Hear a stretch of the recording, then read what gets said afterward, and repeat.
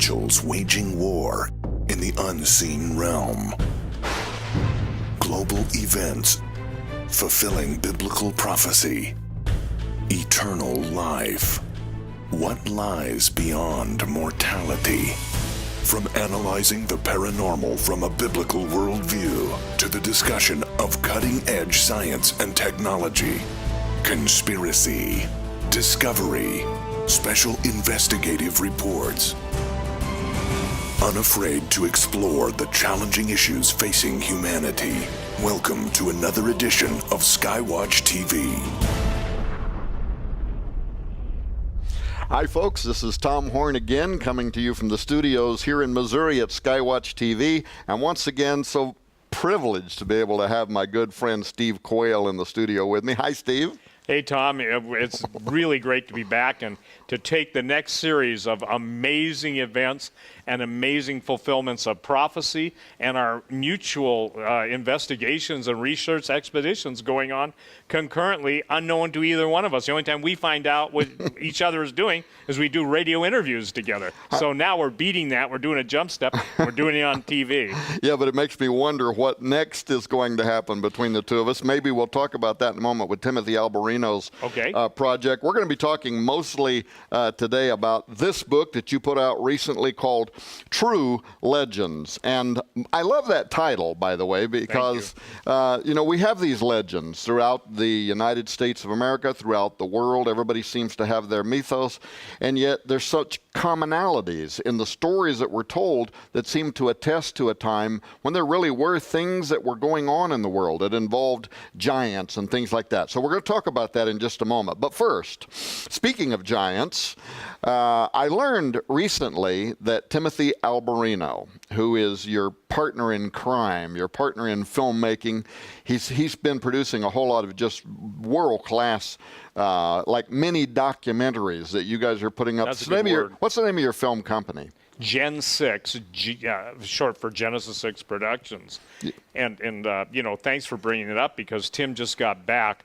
Today's, the 21st, 22nd of, what month is this, April? All right. Yeah, I keep strange hours, but Tim just got back from a 3-week trip to Peru, and we had a fascinating series of events that happened, and obviously Skywatch will be airing it. But what we're up to pretty much, Tom, is we're tracking down the giant cover-up that's taking place on multiple continents, multiple cultures, and I think I can explain to people the number one question that the doubters and the skeptics have. Well, where are all the skeletons? Well, Tim just returned from Peru, and fascinating, he was at Tiwanaku, he was in Bolivia, and he said in Bolivia they're undertaking a new dig, and the Bolivians just announced a whole new pyramid find. And what's fascinating is no matter where Tim has been in the last 3 months, Sardinia, obviously in Europe, Peru, Bolivia, and a couple points in between, the fascinating thing is, number one, they're always followed.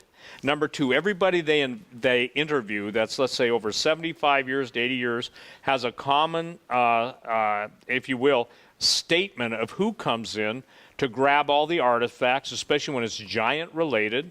They're talking about helicopters landing at night. They're talking about big helicopters lifting very heavy items. And in Peru, for instance, one of the amazing things at a place called Sacsayama, I'm probably not pronouncing it right, but the fascinating thing is that they ran into an engineer who is a secular engineer that said the ancients had to have had a way to liquefy the stone because the stone in some instances flows in and pours in together, just like you and I, playing with Play-Doh, fitting piece A to piece B. Now, this is a secular engineer. But fascinatingly enough, that every place that Tim went, they were followed most of the time. It didn't matter if it was in Sardinia. The hush-hush, there were people that were actually afraid to go on camera. We had many times we could only record their voice because they were afraid of them. And interesting, them was the Vatican. Well, obviously, if anybody knows the history, and you well know, but of South America, Latin America, and even different parts of Europe, there's a absolute stranglehold on true artifacts and true history. But what was mind-blowing to both of us, and even the people that accompanied, whether they were translators, a film crew, is just how touchy anybody was for filming. It was okay if you filmed on the right hand, but don't go over on the left hand. The right hand was like I would call staged artifact. Some of the most famous artifacts you see on the Ancient Alien series and all the different, they've been moved from a place where they really made sense to a place where they don't make sense. Tim said an interesting thing. Tim said it was like, Steve, you could see the pre-flood building and you can see the post-flood building. They'll let you see all the post-flood building you want, but they won't let you see the pre-flood stuff. In Bolivia, they were met by armed guards carrying machine guns. So that's what we're up against. Now, this is important, Tom, for your research too. There are people working overtime to keep the truth of what is really out there in true history. I said in an earlier interview, they who control the past determine the future. If you and I are only told 3 points on a 12-point instruction to follow, we don't do good after maybe 4 or 5. We're going to mess it up. So by keeping people in the state of, I would call, I've got to be really careful here, I call mainstream media vomit brokers, okay? So by them only giving... And that's being careful. That's being careful. That's the best I can do. You know, either that or I have a mouthful of soap. The point being is that they want to regurgitate some facts, but most fiction into the narrative, whether it's anything that you and I talk about collectively. Yet when you go to the desert Southwest, you and Chris go down there, Chris Putnam, or Tim's going here, or I'm going to a Native American reservation, you'll find out that there's a whole different world out there that these people who lived and their ancestors chronicled it, and people absolutely see the Norway spiral, but they can't accept the fact that, gee, how did the Native Americans, or how did 4,000-year-old civilizations, why do they all use the universal symbol? Right. And But now this is also part of a documentary or a series of documentaries. A series of documentaries. So tell me about that. What you're doing, of course, is kind of producing documentation and in documentary format of a lot of stuff that you already have been investigating for some time on the presence of giants, but also even like you talk about Amaruca, if I'm saying it right, like the whole origin of how America got its name. And the Freemasons even write about this, don't they? Talking about where the knowledge of the mystical schools came from. Here, as it came from the plumed serpents? The plumed serpent, Quetzalcoatl, Viracocha, both in the Aztec and Mayan history. The plumed serpent, Amaruca, or Ameruca. That's what the South American and the high cultures called America, and that's land of the plumed serpent. Now, when you see pictures of Quetzalcoatl, you know the classic representation is a feathered serpent. Almost looks like basically the reptilians in the old science fiction movie V with a whole bunch of feathers. I know that's simplistic, but that's what it is. So by finding out where all of these customs that came in the United States. There was a time, for instance, where people, even the major anthropology magazines, never wanted to admit that the Native Americans necessarily in the desert Southwest were cannibals. I remember fighting that argument 40 years ago. So the point being now is, or the Anasazi, the ancient ones, which you and Chris, have talked, or the alien ones. What is the central theme in all these, by the way, is cannibalism. Now what we're seeing in the headlines is cannibalism. You're seeing it in all shapes and forms, whether it's the Christian, our brethren in Syria being slaughtered and basically cannibalized, their meat sold for meat in the market, and the world, especially the Western church, is silent. That makes me just go, I said this, the customs of the ancient ones will come into the contemporary times, and you'll know we're in the end times. And that's exactly, now, there was very little cannibalism 20 years ago. Maybe the case of the airliner that went down in the Andes, and situation survival. But there was never, basically cookbooks on the internet and people advertising for people to come and basically let someone kill them, as in the case of Germany, and eat them. It's interesting because, you mentioned me and Chris had been doing, again, investigative work, not even knowing you were working on this brand new book, True Legends, where you're taking the stories that had been told by many of the American Indian tribes and the legends of the stories. I want to ask you in a few moments about the Smithsonian. Don't let me forget to ask you about that. But while you were doing that, we were actually going to the Four Corners area. Chris went down to the, to the southern end of the Anasazi Trail, as I started calling it, in Sedona. And what does he find there in Sedona but the presence of the Vatican, had built, and in an area where nobody else is allowed to build. They get to build this kind of Catholic thing. It's a church, it's a monastery sticking out of the side of the mountain. We found the same thing on the top of Mount Graham. Everywhere there seems to be these portals and these entities, it's like there's a very strong presence there, as if they know something we don't know, or they're pursuing something ahead of us. But the point I was going to make is I got a chance to sit down with Dr. Don Mose. And he's a third-generation medicine man. He's an academic, or he's a retired academic in the Navajo Nation. I should have brought his book and showed it to you, where he had an artist depict giants that used to be in the United States. Some of them that look like they're 200 feet tall.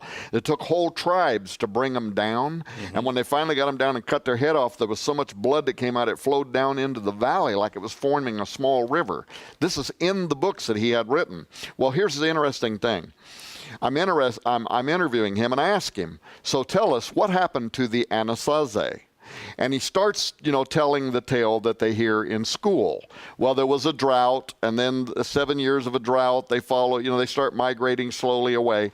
But I raised questions about that. I said, and yet when the archaeologists first went into those cliff dwellings, they found that they had disappeared overnight. They didn't slowly migrate away. They left everything, bags of salt that would have been like gold, right? So where did they go? Well, he looks at the camera. We have this on film.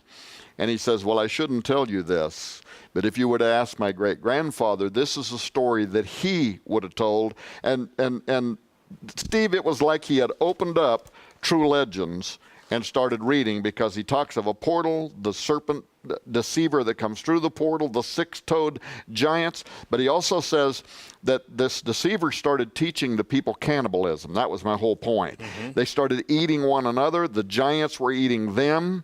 We did follow-up research that isn't even in our book, where we found old university archaeological digs where they found Anasazi that had literally been ripped apart. They found their bones, the sinew, the flesh had been literally ripped apart and left on the ground. The rib cage is split. Yeah. Well, it's funny you would say that, Tom, because, again, this illustrates it. In the book Long Walkers, a pilot who was an active duty Air Force pilot flew into Bagram Air Force Base, I believe, in the year 2005. And I know him personally, came to my store, bona fides, verified, etc., and told the story. Now, you just talked about being ripped apart. Well, he was tasked with flying a dead giant who had cannibalized a squad of Marines that were going in looking for Bin Laden's boys, Al-Qaeda in the caves and everything. And interestingly enough, the very description that was given to the team that basically produced the giant cadaver for him, it takes a special way of killing giants. He said it was like their rib cages were ripped apart. Isn't that interesting? So you're in the desert Southwest talking to that very intelligent man, and his grandfather, I would tell you this, would know more about the truth than all the twisting. Well, Dr. Mose is a third-generation Navajo Nation medicine man and oral historian whose books are used in their schools. So, yeah, he's no Johnny-come-lately. I think the big discrepancy between fact and fantasy is that as the older generation dies off, this is why Tim, he's sitting on a reed island in Lake Titicaca, okay? And he's interviewing I think is it like a 75 or 80-year-old man who only speaks the language that has to be translated into Spanish. Now, Tim speaks perfect Spanish and lived in Peru, so that helps. Mm-hmm. But it's always the same story. So they're talking about the helicopters coming in, talking about cannibalistic giants, and how's this for an interesting story? They go to a place called Amaramuru, which is a Stargate location, actual Stargate. So they have shamans there, and they're ringing a bell, and they're taking a metal object and like you would take your thumb and make a crystal glass hum. They're basically making all these different noises. Now, I've been told by the people that know a lot about this stuff that Stargates work on words, sounds, and a power source. I never found out what the power source was. But while Tim, Vinny, and Benny, those are the three guys in the crew, are camped out at the Stargate, it rains, it hails. They've got this on video.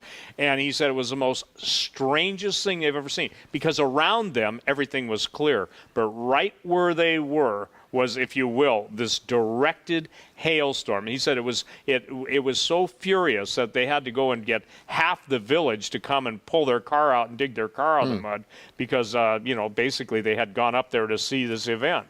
But the strangest lightning, the strangest sound. So what am I saying here?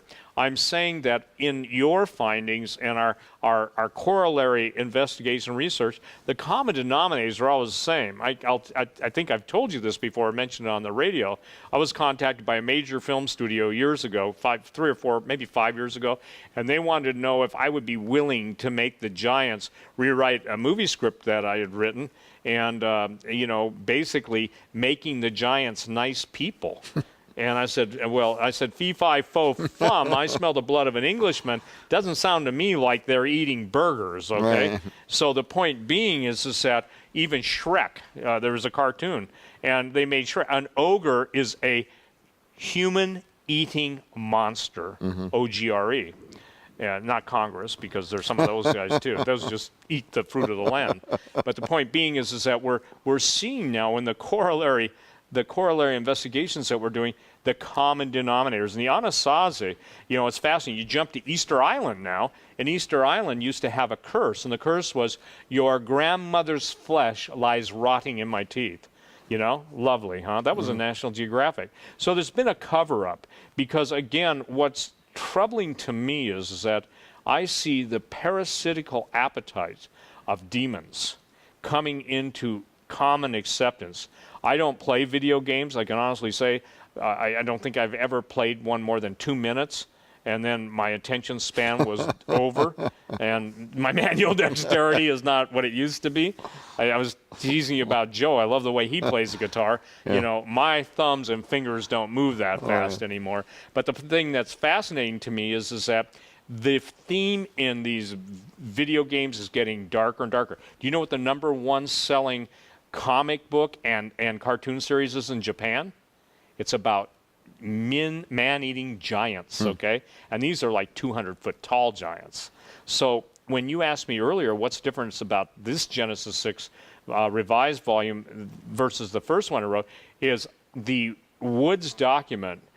They're 200, 300, 400-foot giants, especially Polyphemus. That goes right back to the Cyclops. That goes right back to Jason the Argonauts. It goes right back. And the Greeks, for instance, one of the, two ancient wonders of the world was, good night, the Colossus of Rhodes. That was that was 99 feet, and it spanned the harbor.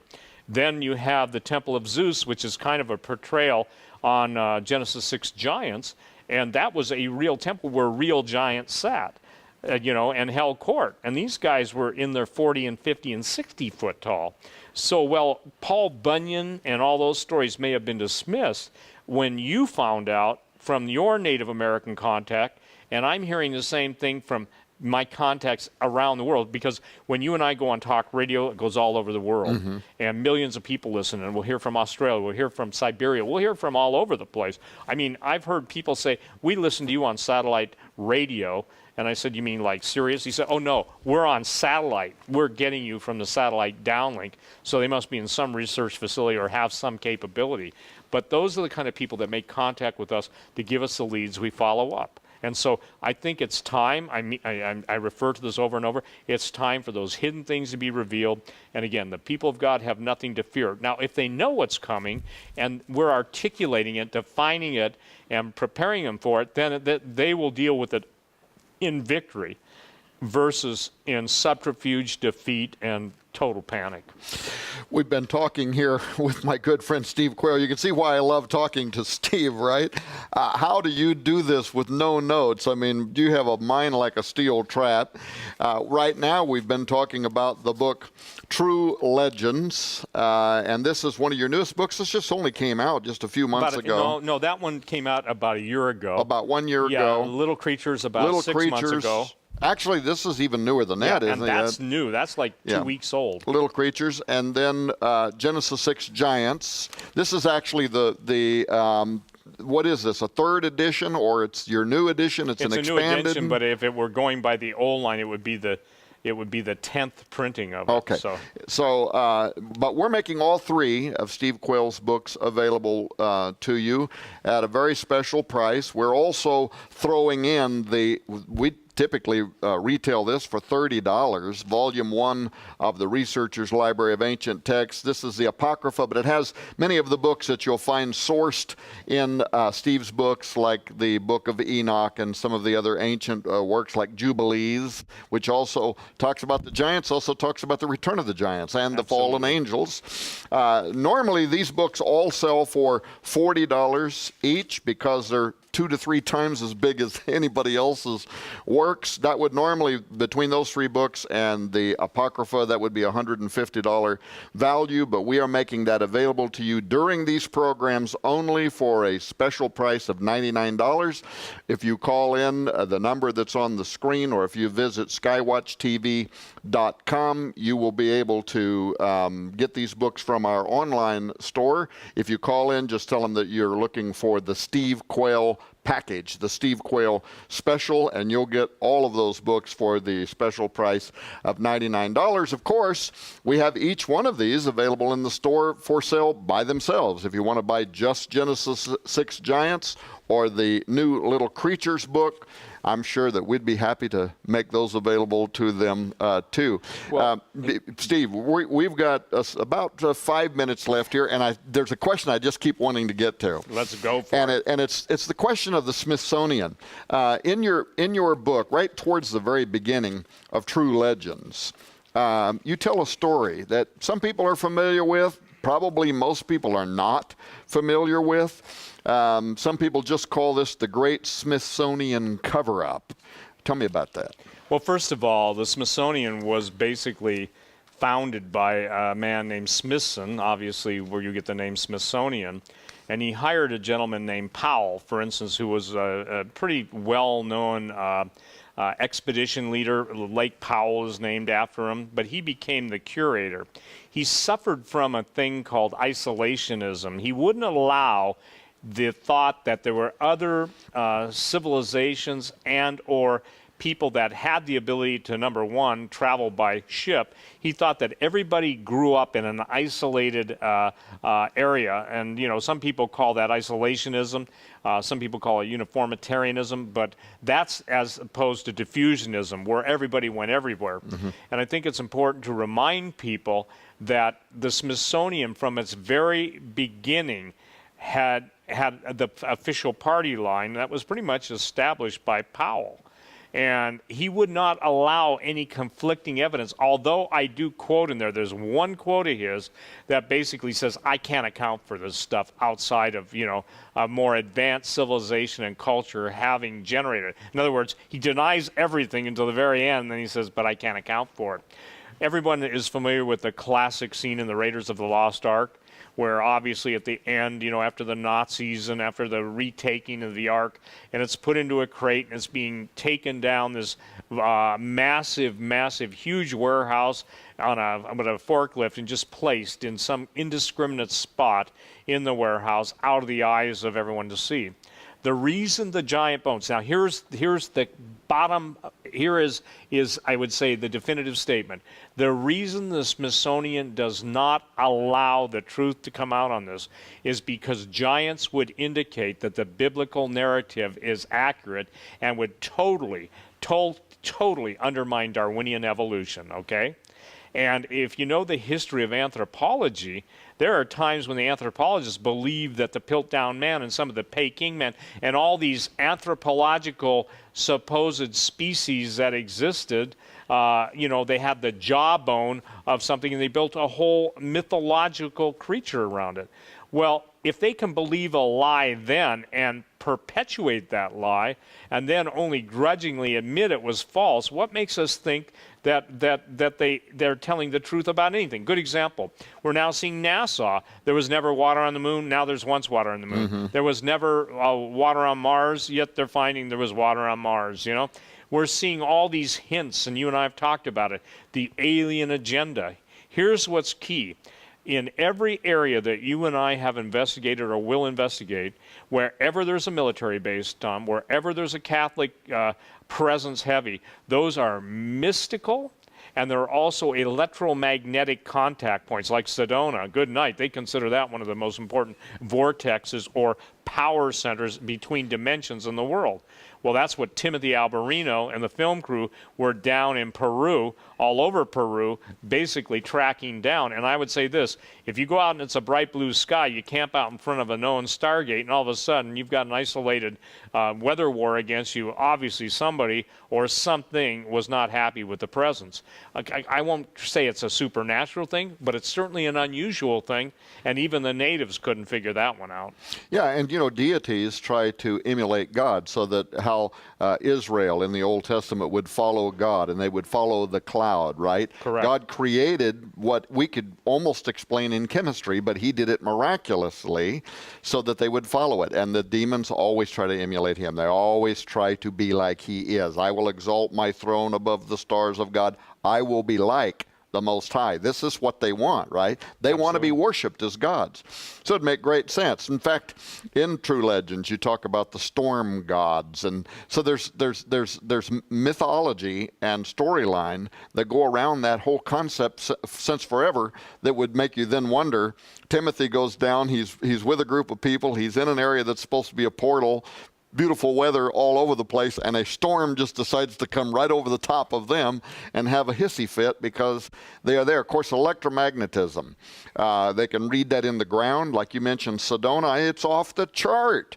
And that, of course, can also play a role in our weather patterns. We've only got 45 seconds left in this program, so I'm just going to have to beg you if you can at least come back one more time. We thought we would do 2 shows, then 3. I think we're going to have a 4th show, if you will. I'll do it. Okay. Folks, once again, wonderful being here on the set at Skywatch TV with my good friend Steve Quayle. You would think that with all of the years of and hundreds of hours of radio that you and I have done together, that we would have been in each other's presence before. But this is actually the first time that we've sat down next to each other, and this time I couldn't be happier to have him. And we're gonna when the Timothy Alberino, Steve Quayle Gen 6 products become available, you'll see them here. The supernatural realm is real, and we humans are naturally curious about it. That's why there are so many television reality shows featuring ghost hunters and alien chasers and mediums and psychics. Well, by and large, the Christian church avoids these controversial topics, even though we have the authoritative book on the subject. That's our mission at Skywatch TV, is to address issues of the paranormal and the supernatural from a Christian, a biblical perspective. But we depend on your support to do it. To find out how you can support Skywatch TV prayerfully and financially, please log on to our website, skywatchtv.com. And keep watching as we keep watch at Skywatch TV.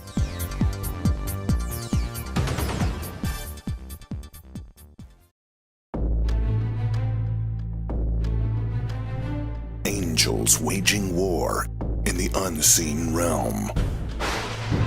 Global events fulfilling biblical prophecy.